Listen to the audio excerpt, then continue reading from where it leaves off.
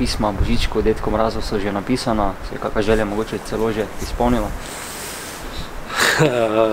Nimamo v Mariboru Božička, niti Dedka Mraza, saj ne v taki obliki, ko me vi zdaj sprašujete, tako da je treba poprijeti za delo pa ustvarjati oziroma najti rešitve, najti stvari za delom in bomo rekel v teh časih z eno iznajdljivostjo, tako da se pa pripravlja stvari že več kot mesec dni, tako da je pestro.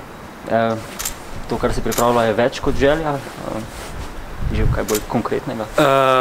So konkretne stvari, nažalost še ni čist, oziroma se niti ni čas, da bi stvari mogoče že delali pismeno, ampak so že zelo daleč, tako da kar se tiče kakih premikov bojo. Je Maribor dobil z Radovanom Karanovićem svojega Hanzija Flicka? Jaz verjamem, da ja.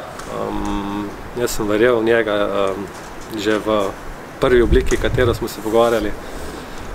Je pa dokazal tudi, da absolutno se lahko na njega računa tudi dolgoročno. Jaz bi želel, da ostane tukaj najmanj do konca pogodbe, ki jo ima. Seveda je pa na koncu igrišče tisto, ki nam vsem diktira, kako in kaj. S tem, rečemo, trenutnim pogledom na igrišče, ste zadovoljni, kako ekipa deluje, funkcionira? Zadnji del, ja. Zadnji del, glede nabiranja točk in tekmovalnosti, absolutno ja. Ker jaz pač sem povedal, ta ekipa, ki je sestavljena, se mi zdi, da